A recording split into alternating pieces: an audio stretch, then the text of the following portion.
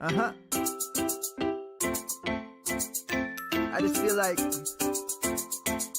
I've been around the block, ripping up fantasy stock, working around the clock. Look at the view from the top. Researching rookies a lot? No, I just be listening to pods. Yeah, one in particular, I'm just a messenger. Let me just pass on the rock. Browning, brunning, pruning, pronouncing ain't what he's doing. What he's doing is not losing, but infusing you with new things. And there's Dennis the Bennett, yeah. The man is a menace, yeah. Building a dynasty, some of the finest things. Promise you won't regret it. Sly as a fox, cultured in pop. Give him his props. Here is a thought, here is a box, and you cannot compare them at all. So don't even try. Careful with the news, but when you use a take, I take up Tony Fire. I mean Dyer, because anyone else is a huge mistake. Whoa, fantasy round table, fantasy round table, yeah. Fantasy round table. Come take a look at the crown, baby. Hey, fantasy round table, fantasy round table, woo. Fantasy round table. Come take a look at the crown, baby. Go. Hello and welcome to another episode of the Fantasy Football Roundtable Podcast. It is Monday and we are dropping in a day earlier this week because we were so excited by the return of preseason. We wanted to chat about that. We're also going to start diving into redraft running back rankings 50 to 26 today and diving into some other news.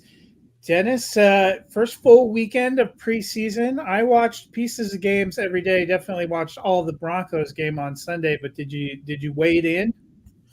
I dipped my toe. You know, we had a lot of stuff going on, and so I'm trying to ease my wife back into me commandeering the TV and watching football all day, every day, but. No, I did catch a little bit of the games, and it was week one of preseason. Bo Nix looked good. Games. Jalen Wright down in Miami looked kind of tasty. That seemed pretty cool, and there's I'm curious to see how Stetson Bennett rebounds from his 4-interception game, but I mean, he still won the game and was arguably the best quarterback in that game, considering Trey Lance threw it 41 times and didn't even get to 200 yards. It's so many of these teams play deep backups. They're not playing third stringers even, and somebody like Bennett is going to end up making the team. They like him. They've kept him on ice all year and basically told everybody, don't stick your nose in his business. Well, he worked through some shit. They got Garoppolo, who's going to be out a couple weeks. I think Bennett will ride the pine again. And to me, it feels like the Rams are in a situation where if Stafford gets hurt, in game, they're going to Garoppolo. And if they feel like they're competitive, they're going to stick with Garoppolo as the veteran. But if they're 3-6 and Stafford gets hurt, I would suspect after one or two games of Jimmy G, they're going to see what they got in Stetson Bennett. Yeah, because they are getting closer to a point in time where they need to figure out some kind of succession plan. Stafford, obviously wants to keep hanging around for a couple of years, which is good, but he's got that bad back that flares up every now and again. Yep. Still got a great arm, man. Dude can throw the football. And he's in a great system with McVay. So as long as they can keep him upright, I think Stafford performs, but it wouldn't be the first time Stafford misses time with injuries if he misses time this year. Yep. I think some of my takeaways, obviously a lot of people were wondering if Trey Lance could be their secret, future option for Dak. Did not look good. A lot of Dallas fans calling for him to get released outright after that game. So obviously a little ways away. Curious about the Raiders QB battle. Antonio Pierce says he plans to make a formal decision after the next game. I thought Minshew looked better than O'Connell, but be curious about that. I obviously watched Denver. I thought Bo Nix looked pretty good. And you're right; it's hard to tell this time of year, like whether we're seeing, some of the best options and players. But one guy that I think we've watched out for is Eric Gray, and he didn't get a ton of touches, but he made the most of it. Had 98 yards on 4 touches, 4 receptions for 46, 4 carries for 52, and 2 touchdowns. There was a lot of buzz that maybe Tyrone Tracy was going to be the number 2 back there, but I think Eric Gray is making his case. That feels like a wide open room too. Well, I feel like they want, because of his background as a receiver, they want Tracy to be involved. But Eric Gray, should something happen to Devin Singletary, it feels like Gray will step in and be the running back there. It's one of those situations. They don't have, they don't have like an elite back there. I think Singletary's their guy. I think he's going to get 65% of the 60% of the opportunities. They'll let Gray play, every third or fourth series, he's going to get some run. They're going to put Tracy in every now and again as a change of pace receiving back. But Singletary's a decent receiver. We've seen Gray be a decent receiver in college. And Gray he's got the size. He's 5'9", 209 pounds. Though Tracy, I think, is a little bit bigger even than Gray. My concern with Tracy is he comes from that wide receiver background, and we've seen guys like Pollard and Gibson be okay, but not quite reach that full potential because they're just not natural inside runners. Maybe Tracy's different. Maybe he's not. Velus Jones looked kind of good running the ball up in Chicago, and I don't think he played at all at running back at Tennessee. I mean, he could have been. I mean, he was there 16 years, so it's very possible. Some other news and notes. We have the injury updates. A couple of bigger names that got injured. Malik Neighbors tweaking his ankle in practice. He's considered day-to-day. Hollywood Brown, a shoulder dislocation, will not need surgery. But his status for week 1 is definitely in the air. They said when Tyreek Hill had a similar injury, he missed 4 weeks. We're about 4 weeks from the regular season. But how are you feeling about these injuries? Personally, I think we may not see Brown week 1, but I don't think he's going to miss significant time. Yeah, what is that? He had a sternoclavicular dislocation. Did not sound good to me. Yeah, and nothing that dislocates sounds good to me. We're a month away from the Thursday night game. It literally is September 12th, and today's August 12th. So I'm not September over 5th. 5th. Oh, I thought I looked at the at the schedule. September 5th. Don't short us. 5th is the opening day. Ravens and I clicked on week 2. Ding dang, Sheriff. Yep, September 5th. So, anyways. I agree. I mean, so Kansas City is good. Their defense is good. They've got the best quarterback in the league, the best tight end, maybe the best tight end to ever play the game. They've got a very good running back, a couple really good wide receivers, a couple pretty good wide receivers, it seems. Maybe nothing spectacular, but the team in general feels like it's like they don't care if they go 9-7 and make the playoffs or 13-3 and make the playoffs. That's what it feels like. They just like, all right, once we get to the playoffs, it's a completely different game. You hear it in hockey all the time. They're talking about hockey, playoff hockey. It feels like the Chiefs view things like that. They're like, look, we know we're good. We know we're going to win a bunch of games. We're not going to get worked up if we lose a few because once we get in the playoffs, we know we're going to put it together. We've been putting it together year after year after year after year. We're going to be just fine. So they're going to roll into week 1 and be like, Hollywood Brown, let's let Xavier Worthy run those fly routes, and you just sit back and relax another week or two and make sure you're fully healthy. I know they like Justin Watson, who's there, who seems to step up periodically. Rashee Rice came on last year, looked really good. So I think Brown, I agree with you, misses a week or two to begin the season because what's the rush, essentially? Malik Neighbors, on the other hand, hopefully, they don't have the same luxury as Kansas City. They've got Daniel Jones. Yeah, they've got Daniel Bellinger. They need Malik Neighbors. So I expect they'll take the next 3 weeks or so pretty easy on him.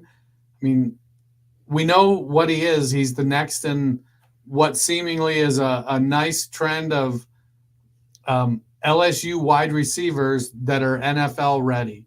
And him and Brian Thomas Jr. Look to continue that streak this year. And if either of them or both of them are 75 or 80% of Justin Jefferson and Jamar Chase, they're going to be pretty good NFL receivers. So I think they take it easy in preseason with Malik Neighbors. No need to rush him. Make sure he gets the mental reps, and then roll him out there week 1 on a healthy ankle. The last bit of news, Hassan Reddick, who was traded from the Eagles to the Jets earlier this offseason, never reported to the Jets. Does not seem happy particularly to be there. Has requested a trade, to which GM Joe Douglas told him politely to F off in no uncertain terms. For a team like the Jets that is basically all in on playoffs or bust, probably, for their GM, for their coach, for a bulk of the roster, this feels to me like a distraction they don't need. How does it feel to you? Yeah, they don't need it. But to be fair, it's Hassan Reddick creating it. They have a very good defense. So if I'm Hassan Reddick, why do I want to throw a hissy fit when maybe I'm the one that could be the difference for that team? They've got an exceptional wide receiver, an exceptional running back, a good tight end, a formerly exceptional quarterback that seems questionable now in many fronts. But their defense with Sauce Gardner and those guys, they have a defense that can play. So get in there, rush the quarterback, sack the quarterback, make some money. They're going to take care of you. Joe Douglas isn't bashful with the pocketbook. But I do wonder if he's not very good at his job, because this is not the first move that they've made that was dubious at best. And based on the comments coming out and the fact that they've never gotten Hassan Reddick in that building, I'm feeling like during the trade process, they knew they had a problem and they figured it would go away, and it hasn't. This feels like a big whiff from a GM. Yeah, I don't disagree with that at all. But you typically, in the NFL, it isn't like Reddick has a lot of other options. He can keep holding out and not report, but he's not going to get paid. He won't count against the roster. So they can play without him and just keep him in limbo. He holds out. His contract will toll. He won't earn a year of seniority towards his pension. So the Jets have the leverage. It feels like Reddick is just having a hissy fit because he wants to be held in the same regard as, Nick Bosa and, guys like that, TJ Watt. And, he's pretty good. I don't think he's been as consistent over the course of his career as some of those other guys are so far early in their careers. But you would like to think that Douglas did more than say, well, I think, it's like we're watching the show Vikings Valhalla, and, we watched the previous Vikings iteration, and it just reminds me of Siege Warfare right now. And Reddick is being sieged right now, and at some point he's going to run out of options. I know it just feels a little bit like we've watched this Brandon Ayuk potential trade, and we've seen the decent offers that the Patriots and the Browns supposedly put forward, and Ayuk told them he had no intention of playing for them. It's beginning to feel like that was a message that was delivered to the Jets, and they were like, we'll make it work anyway. And I'm not so sure you will make it work. What he holds out, they won't count him against the active roster if he didn't report, but his salary will still count against their salary cap.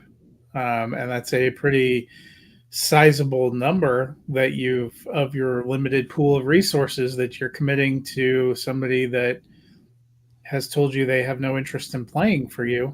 And honestly, you're in this just feels like another way that Joe Douglas is semi-screwing Robert Saleh, because even if they cajole him to come in because they won't trade him, if you know a guy has no desire to be there and is not bought in at all, you've saddled your coaching staff with a problem. And the Jets have been nothing but problems for the last few years. We know that we've gotten reports that the coach and the GM are not on the same page, that perhaps we're not on the same page last year in terms of whether Zach Wilson was the one that should have gone into the game when they lost to Aaron Rodgers.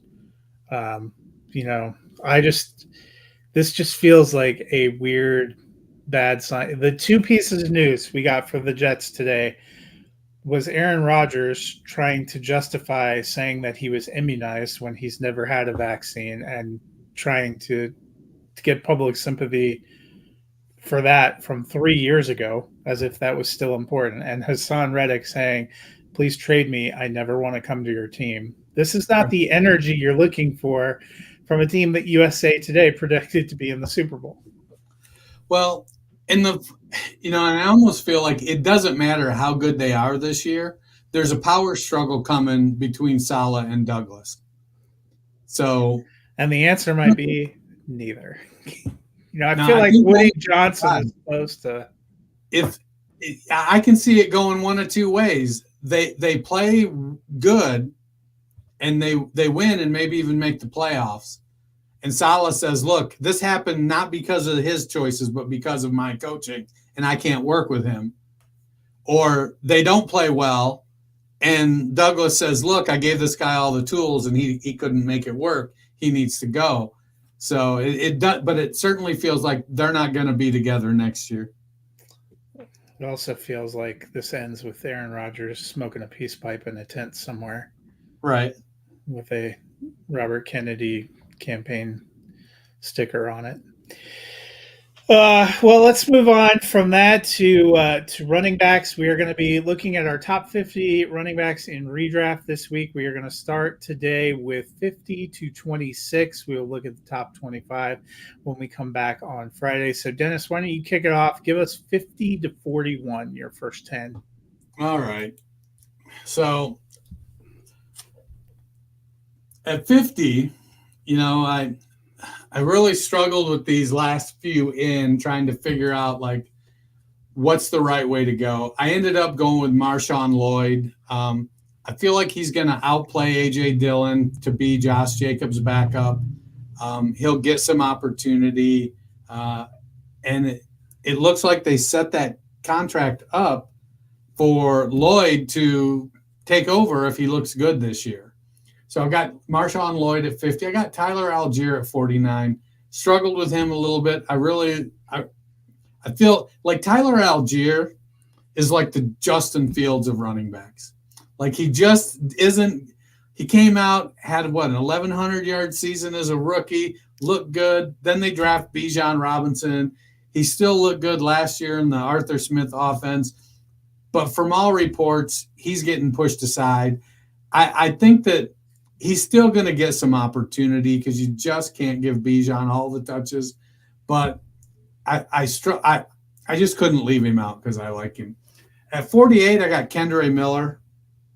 Somebody's got to run the ball there. I went back and forth between him and Jamal Williams, and it feels like Jamal Williams. Let me make sure I didn't put Williams up there higher. Jamal Williams does he's that every other year kind of guy. I think I do have him up there somewhere now that I think about it. I just am not seeing it. But Jamal Williams had a terrible year last year after scoring 19 touchdowns in Detroit 2 years ago. You have him much lower. Okay. And I just feel like, I know Miller's dinged up, but I think he's young. He's got a good skill set.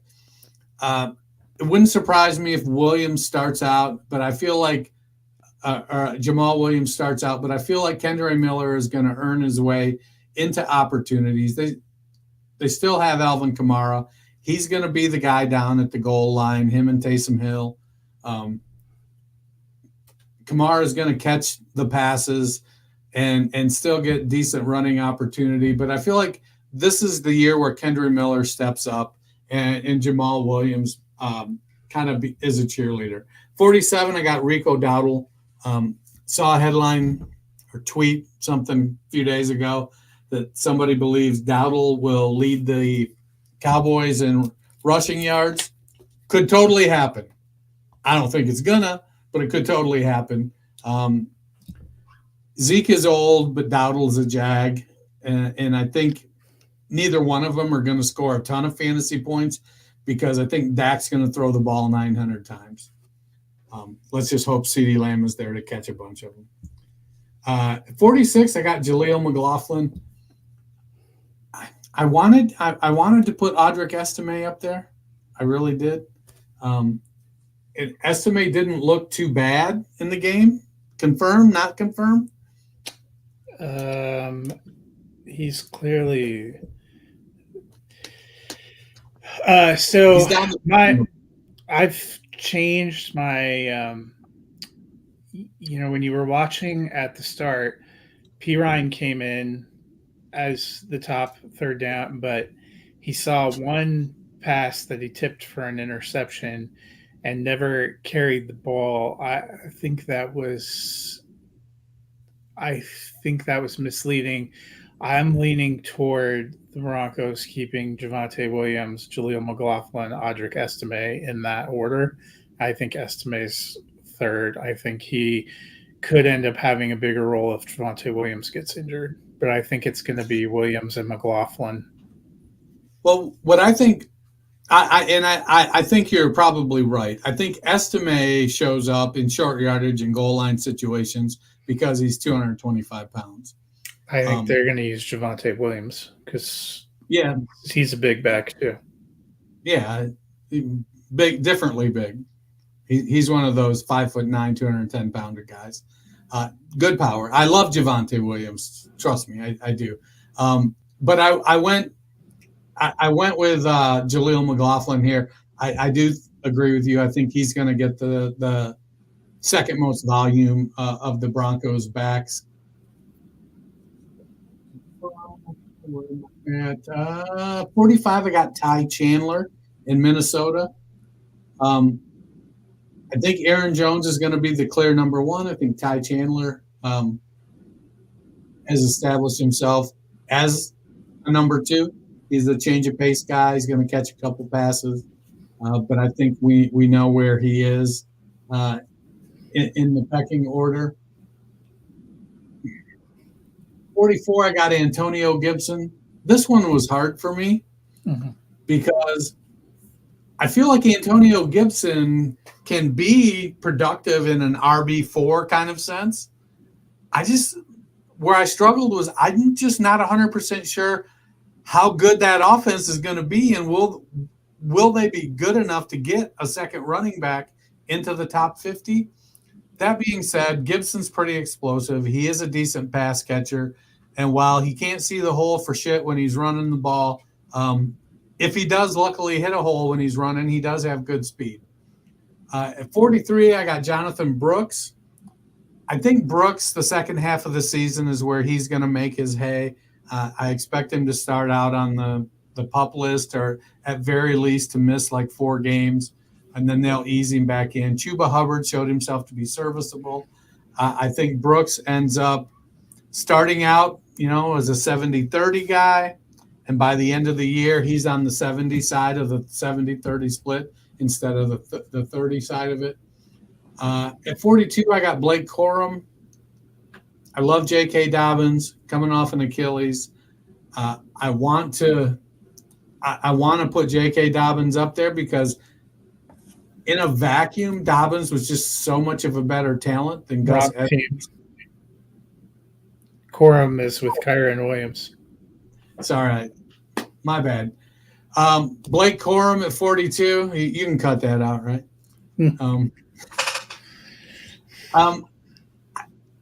I like Corum. I think he's going to get some opportunity. The biggest thing Corum has going for him is that Kyren Williams weighs 199 pounds. And I think Kyren Williams is great. McVay wants to use a bell cow, but I think he'll see the error of his ways and spread the ball a little bit more. I don't think Corum is going to be threatened by Boston Scott or Ronnie Rivers. I think Corum is the clear number 2 there. 41, I got Trey Benson. Benson is a guy, he could be RB41 or he could be RB21. It depends on James Conner's health. He's explosive. He's got long speed. He's a good running back, decent receiver. I really like Blake Corum, Trey Benson. Yeah, so a couple of things that I take away from your top 10. First, I didn't ever realize you were such a big optimist that you think that the Broncos are going to get goal line opportunities. But did you see Bo Nix? Yeah, could name me 2 of the defensive players who were on the field when he was out there? I mean, to be fair, the only player I could name on the offense was Bo Nix. So yeah, exactly. And the second one for me, I have come around or down significantly on Kendre Miller. The comments that are being made about him from the coaching staff are discouraging, to say the least. I actually think he is on the roster bubble. That is squarely how they've made it sound, and he did not get a single carry in that preseason game because he's not healthy enough to be out there. I think that there is a chance, which is a real bummer because we really liked that in rookie drafts a year and a half ago, and I was with you that this felt like the year where he takes a step forward, but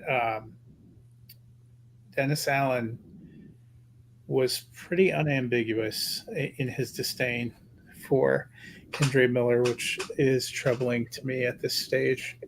So my 50, I waffled about it, but I did put J.K. Dobbins at 50. I know he's coming back off of so many injuries. But to be fair, I have him at 51. I mean, it wasn't like I had him way down. I really just think the Chargers want to run the ball a lot, but I don't think they have a very good group of running backs. And I think Dobbins has some explosive ability. I think he'll do enough that he can get in there. I still think Edwards is probably the lead back, but I think their future in the running game isn't even on their roster. I'm not bought into Kamani Vidal. And the 5 carries for 5 yards that Isaiah Spiller managed in the preseason did not do a lot for my hopes about him. Next, I have a couple of rookies. I have Marshawn Lloyd at 49. I like him to be probably the second back in the mix there in Green Bay. But I think they may use a couple of guys. I still think Josh Jacobs probably more of a bell cow back than maybe what they had with the Aaron Jones, A.J. Dillon split. Dillon is still there. I really liked what I saw from Emmanuel Wilson too. So I think there's some competition for touches, but I think Lloyd will end up being the second best back there. 48, I put Braylon Allen. I still love Breece Hall. I think he's going to do a lot of damage. I think the Jets may end up running the ball more than some people realize. I love what we've seen from Braylon Allen. I think he's vaulted into being a clear number 2 there. And I think he'll do enough to kind of squeak into this top 50. I'm like you. I have Rico Dowdle at 47. It wouldn't shock me if he led the Cowboys in rushing. It also wouldn't shock me if he got cut, because that seems to be the word we get out of Cowboys camp. He's going to be our RB1. He's not even going to make the roster. I also wouldn't be surprised if Dak not only throws the ball 900 times, but leads this team in rushing. It feels like all options are on the table for the Cowboys. I have Blake Corum at 46. I'm with you. I think he gets involved. I also think he'll get some opportunities. I find it hard to believe Kyren Williams is healthy and available for all 17 games. I mean, it'd be nice, but, I have Ty Chandler at 45. I also think that Jones is going to be their lead back, but I actually just don't think the running game in Minnesota is going to be particularly great. So I'm not incredibly high on either of them. I have Jaleel McLaughlin at 44. I think he's going to take over that third down back role. He's got some explosiveness. He really worked on pass blocking and pass receiving, and we saw some of that on display in the preseason. I think that's where he's going to end up taking on kind of the role that Samaje Perine had last year. I have Gibson at 43, Antonio Gibson. I just think the Patriots receiving game is in such shape that both Ramondre Stevenson and Antonio Gibson are probably their best options on the offense in general. Both of them can catch the ball, and I think we're going to get a healthy amount of Jacoby Brissett as a starter. So I wouldn't be surprised to see some dump offs. At 42, I have Zach Charbonnet. I think he'll still be a part of what they're doing. There are still some questions for me about how Seattle's offense might morph in general. And then at 41, I have Chuba Hubbard. I think he will start out the season probably as the lead back again for Carolina as Brooks works his way back from injury. He's on PUP. He's not going to appear in the preseason. I think they're going to bring him along slowly. But I think by the end of the season, Chuba Hubbard is not the main back. He was running back 27 last year. He did a decent job, but I think if you only see him being kind of the lead for half a season, I'm still not sold. Carolina is an incredible offense in general. So why don't you give us your next 10, 40 to 31? So at 40, I've got the aforementioned Zach Charbonnet. I say aforementioned because I don't know if Grammarly hates a word more than it does aforementioned. Charbonnet, he doesn't have the explosiveness of Kenneth Walker. It's maybe a little bit better pass catcher. I think Walker is probably, his peak pass catching is going to be listed as serviceable. So I think Charbonnet will get some opportunity in the passing game. And he is a little bit bigger back. It's with the new with Ryan Grubb at offensive coordinator and those wide receivers, it feels like they're going to lean a little more pass heavy with the new coach and score a little more. But I do like Charbonnet to be able to be RB40. At 39, I've got Gus Edwards. I have some concerns about the running game in Los Angeles for the Chargers. I think Edwards leads the way. I just think that it gets spread around so much between Edwards and J.K. Dobbins and Kamani Vidal, and then actually throwing the ball because, you do have Justin Herbert, and despite letting the best receivers go, I still think Jim Harbaugh is going to be like, we're going to throw it sometimes and going to chuck it down the field. So got Edwards at 39. I've got Nick Chubb at 38 and Jerome Ford at 37. I don't know. I just think one of the Cleveland backs is going to finish at this point. I'm nervous because Chubb is coming off the injury, and Jerome Ford is okay, but he isn't anything special. Chubb was arguably the best running back in the NFL when it came to being a pure runner. Having another injury, I'm just not sure at 28 years old how he's going to bounce back. But, we saw Adrian Peterson, who was arguably the best runner of his era, come back from an injury and rush for 2,000 yards when we thought he'd miss at least half a season. So I could see Chubb coming in, but one of the things they do is that even when Chubb was healthy, they didn't lean on him and give him like extreme workhorse numbers. So I just went ahead and put them back to back. One of them's going to be in this range. The other one will be a little bit lower. At 36, I got Zeke Elliott. When he had to take over last year in New England, he was decent. I think he's still got a little bit left in the tank. He doesn't have a ton of explosiveness left, but he knows the offense.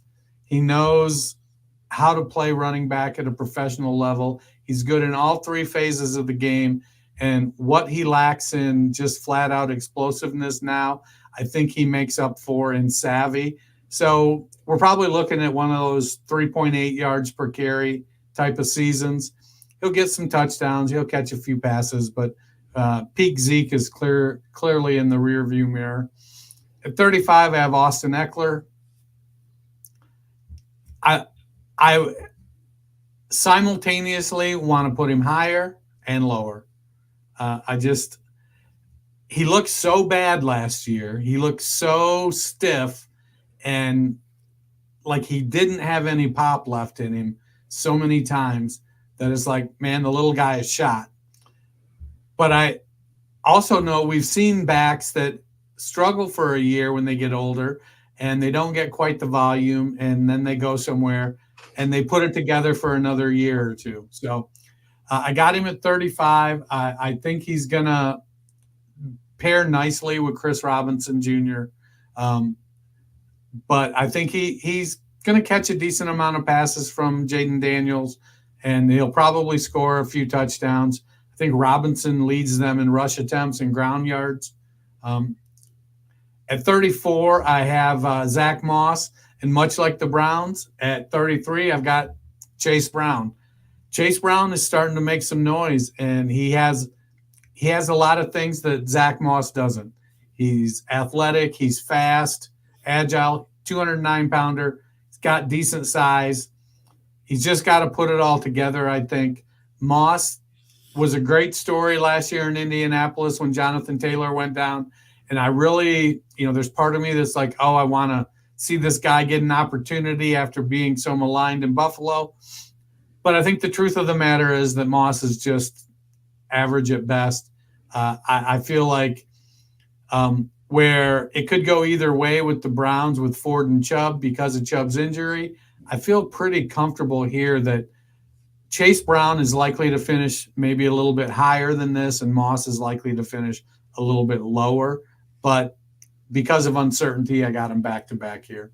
At 32, I have the aforementioned Brian Robinson Jr. I think Robinson will continue to be the lead back on the ground. He showed himself to be a decent pass receiver. So there's going to be some times when they don't take him out to put in Eckler, and he'll still catch some passes. I think he loses a lot of the passing game to Eckler, but I like Brian Robinson Jr. to have an okay year. I think Jaden Daniels will help open up the running game for him a little bit. 31, I have Devin Singletary. I just saw that Evan Neal is finally healthy. And unfortunately, I just don't know that that's good for Devin Singletary. So I got Singletary at 31.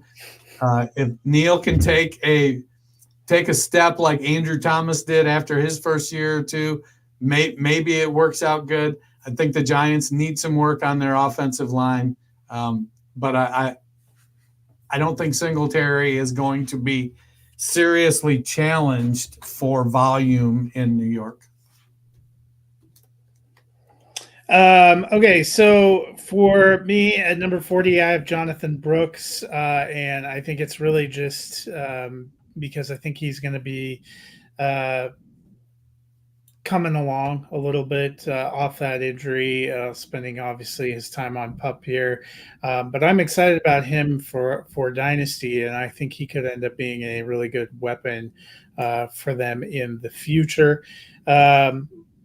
Then at 39, I have James Conner. And part of this is for me, I think he'll start missing a little bit of time. And I think this is another situation where you're going to see a rookie, in this case, Trey Benson, kind of coming on. I have Benson a little higher than you did. 38 for me, I have Brian Robinson Jr. I think he will probably be their, main runner, at least first and second down runner as well. But that's not that much different than where he finished last year. And I think they are going to use Austin Eckler. I also think that their quarterback, Jaden Daniels, is going to run a little bit. So, we'll see how that plays out. I have Chase Brown at 37. I'm excited to see him take a little bit of a step forward. We've talked about it's a very small sample size from last year. He did not get used an incredible amount. There have been great reports about him from camp. We know that Mixon was RB6 based on volume last year. I think that volume is going to get split up among those two backs. I guess I am a little more bullish on Zach Moss than you are. His sample when he was starting for the Colts, he put up some pretty good numbers. But that's going to definitely be a battle to watch as we go into the season. I have Jerome Ford at 36. I like you. I think he's going to be the lead at the start of the season. I think he's a very serviceable back. Even when Chubb is back, I think he will have a role. I have Tyjae Spears at 35. I think he's going to be splitting with Tony Pollard. I think based on what I see coming up for you, you have a little bit of a different view of Pollard and Spears. There's a couple of these pairs of backs where you and I see it differently. It'd be interesting to see how it plays out.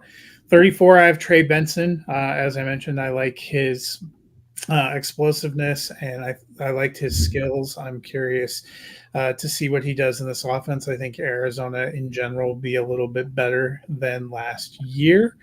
And then at 33, I have Austin Eckler. I agree with you. He lost a little bit of a step, but he was better probably than you remember last year. I don't think he will get as much volume, but I think he's still involved as a pass catcher. And I think that they are going to use him as a runner, which will take away some of the opportunities from Brian Robinson. 32, I have Aaron Jones. I mentioned I'm not as bullish on the Minnesota running game in general. I think you have Jones a little bit higher probably into our Friday show. I think Jones will be the lead.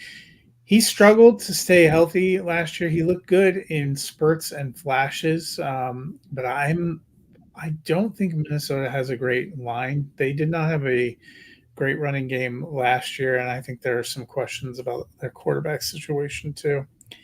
And then at 31, I have Nick Chubb. Coming back off that injury, I guess I'm more hopeful that when he gets going, probably a little bit later in the season, that we are going to see some decent numbers. I don't think he's going to be what he was a couple of years ago, but I'm still hopeful that he might give us, a boost rounding into shape when we come into the fantasy playoffs or at least down the stretch of the fantasy season, and that is what I'm hopeful about. So what I hear is that Trash Talker 67 is going to draft him in the second round. It could be. If I thought he was going to be more healthy, I might put him up higher, but I'm a little bit like you. I struggled about where to put him and Jerome Ford, and we'll see how it shakes out. Why don't you finish with your last five we're doing today, 30 to 26? All right, so at 30, I have David Montgomery, and I love the Detroit Lions. Montgomery was my guy that year coming out. I think Montgomery has been a very good NFL back. I just think that after finishing as RB17 last year with Gibbs as, I think he was like RB9 or 8, I think Gibbs takes a bigger share this year. I think that Montgomery, his numbers were boosted a bit on touchdown production. I think he's going to be fine. I think he's going to be flex worthy pretty much every week with some RB2 weeks. He may have a week or two where he has, a 2 or 3 touchdown game, but I think those are going to be more rare than they have been. So we got Montgomery at 30. At 29, I've got Tony Pollard. I go back and forth between Pollard and Spears, and I feel like we've seen what Tony Pollard is. I just don't know. I probably have Spears and Pollard both too high for what Will Levis is going to bring to the table. We got a banged up DeAndre Hopkins. Big Okonkwo not fully ever reaching his potential. Calvin Ridley may be great, may not. Who knows? We're still. This is the year they for. Still have number one Treylon Burks there. So yeah. So, I've got Pollard at 29. At 28, I got Raheem Mostert. With the flash of Devin Achane, it's easy to write Raheem Mostert off. I may be too low on him. It still feels like Mostert's going to be the starter. He's probably going to get the most touches. He is still explosive. He is, however, 31 or 32 years old. And while the total number of touches don't indicate that he's been a bell cow back for a lot of years, he's still 31 or 32 years old, and he's got a couple really, really young and explosive guys behind him with a super explosive passing game around him. So I think he's going to lose some production to just the Mike McDaniel spread it around offensive philosophy and the elite level weapons that are also on that team. So I've got Raheem Mostert at 28. 27, I've got Chuba Hubbard. I'm a bit higher on him than you are. I like Hubbard's, he has good speed. It takes him a while to put it together. A lot of it's going to come down to how long can he hold off Jonathan Brooks. And once Brooks gets revved up, I feel it's going to be more like the last third of the season that Brooks starts to take over. If they're playing well, I don't think Canales is just going to make a wholesale change in the running game. He could very well finish significantly below this. I think the Panthers invested a lot of capital in their offensive line with run-oriented guards. And so I think they're going to continue to try to run the ball to protect Bryce Young so he can bounce back, regain confidence, get better while they, I know we love the drafting of Xavier Legette because he's this weapon, but he's not a terrific wide receiver at this point yet. Jonathan Mingo struggled his first year. Adam Thielen, I think I accidentally grabbed his AARP card when I was up in Minnesota or down in Carolina. That joke could have been a lot better. Damn it. See what happens when you ad-lib? I don't know who this we is that you're talking about that loves Xavier Legette. I'm still not that high on him. And then at 26, I've got Jaylen Warren. I like the prospects of the Pittsburgh running game. I liked it a lot better when I thought they were going to have a decent quarterback. But Russ seems to not be doing great in Pittsburgh. And Justin Fields is still Justin Fields. And Justin Fields, I think, has to have a Josh Allen type of conversion as a quarterback. Allen was just an erratic thrower when he came into the NFL. And for the first couple of years, it was the same thing. And then it just got put together. Fields' issue is, he doesn't typically throw receivers open. He has to see it and then throw it. If he can get past that and have confidence that the receiver's going to be where he's supposed to be and throw the ball there, maybe he takes a step. But until then, I do think it's going to be a run-heavy offense again in Pittsburgh. Yeah, so for me, at number 30, I have Ezekiel Elliott. He wasn't incredible with the Patriots last year, but he just got so much volume that he ended up right in this range. And I think that's what's going to happen for him in Dallas. He doesn't have a lot of competition. Neither you or I believe Rico Dowdle is the answer. And they just consistently have not grabbed any pieces. Now, maybe a maybe they're able to pull off a trade as we come to roster cut downs or something that will change that. But for now, going with who we have on the roster, he has a great rapport with Zach or with Dak. I think he's going to want to do well. Number 29, and I struggled with this one. I went with Javonte Williams. I believe with his talent and how much I like him, I would like to put him higher. I just can't. I don't trust Sean Payton, and I don't trust the rotation that they're going to have there in Denver. So I landed him kind of in top end running back 3. I have Gus Edwards at 28. I think he was buoyed a little bit last year by the fact he had 13 rushing touchdowns, but I think he may end up with more rushing yardage for the Chargers because I think they want to run a lot, and I think he's about the only workhorse back that they have. Running back 3 felt right. David Montgomery, I have at 27. I like you. I liked him last year. I think this is more about seeing another step forward with Jahmyr Gibbs and maybe not having as many touchdown opportunities for David Montgomery. And then at 26, I actually have Devin Singletary. His best years came when he was playing for Brian Daboll in Buffalo. I think that is a good reunion, not only because he's back with a coach that seems to like him.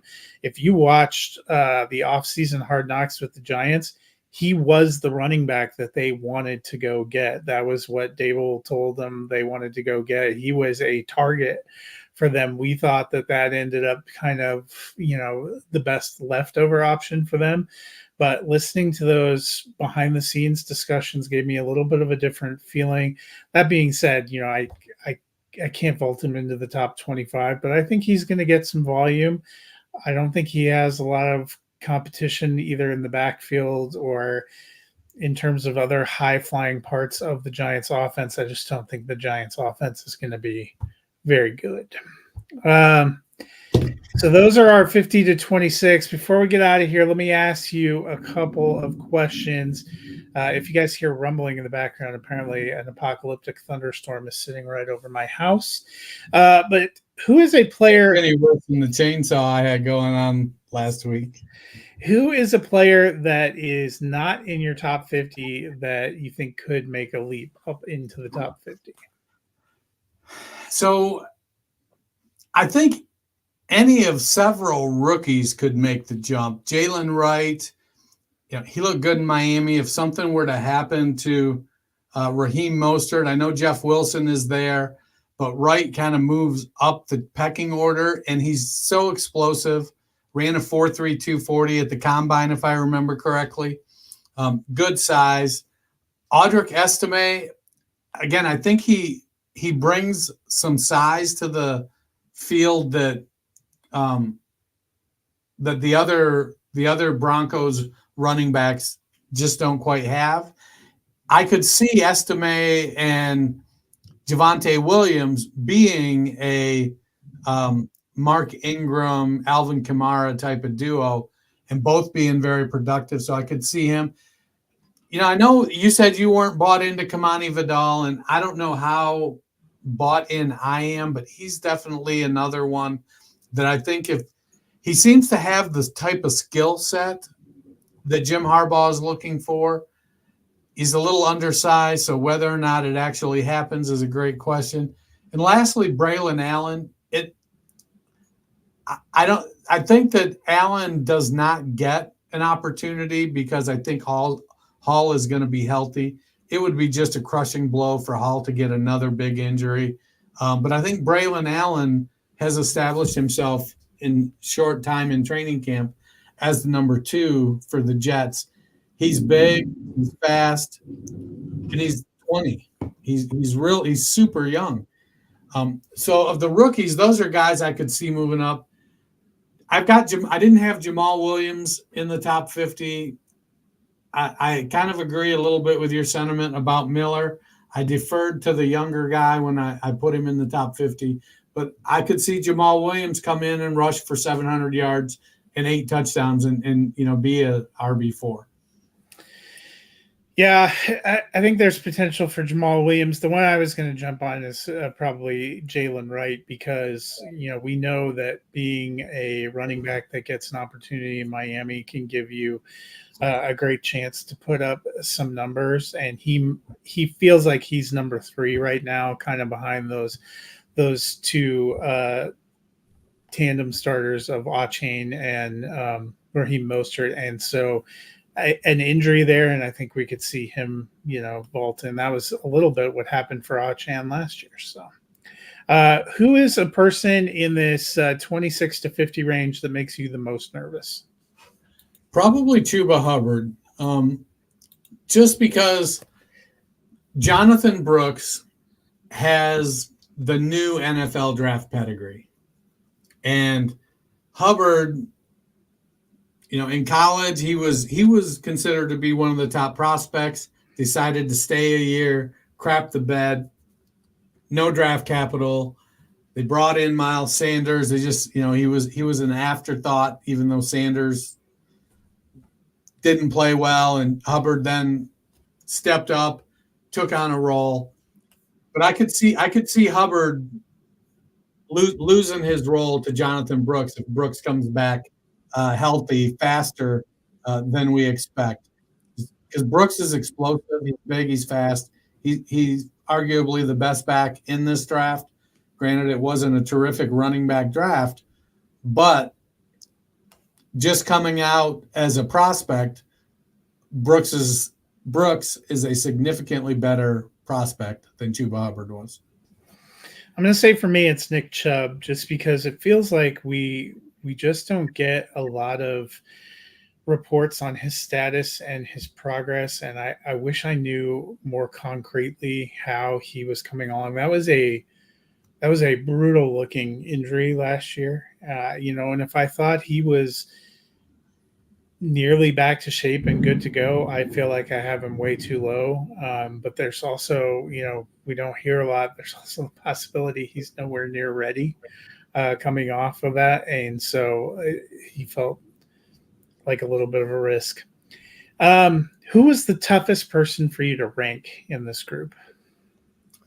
Probably Tyler Algier. And I know I only have him at 49, and it's because I love him. And he's getting he kind of he went to a good situation and performed well, and then you just had a generational back drafted. And I wish the Falcons would do him a favor and trade him somewhere where he can get 250 carries. But I'm afraid that there's a chance he just doesn't get enough volume to be a top 50 back. For me, I'm going to say Chase Brown because we like him a lot, and there have been nothing but glowing reports coming out of camp. It's just, for me, it's a recipe for disaster. Such a small sample size, and if he was so incredible for them last year, why did they wait till the last 2 games and only give him less than 20 carries last season? It gives me a little bit of a pause. Could be way too low, could also be way too high. It just felt like a real range of outcomes. Well, that'll do it for us today. We will have the top 25 in our rankings coming up on Friday. I think there's some games on Thursday, so we'll probably see if there's anything exciting. The 2 Thursday games we got last week were horrendous, so I'm not holding out a lot of hope. But Dennis, you know what? They were games in the loosest sense. If people, are pining the absence of games for the rest of the week and the fact that we had to go an extra day early, what can they do to fill the rest of this week? Go to your favorite podcast platform, Amazon Podcast, Spotify, no more Google Podcasts, Apple, wherever, your favorite podcast platform. Hit the search button, search out the Fantasy Football Roundtable podcast, hit that like button, hit that subscribe button, do us a solid. Well, that'll do it for us today. We will see you on Friday. We'll see if anything big comes up news-wise. It seems like news is breaking every day. Keep your fingers crossed. No major injuries as they're coming to the home stretch of camp. But hope you guys have a wonderful week, and we will look at running backs on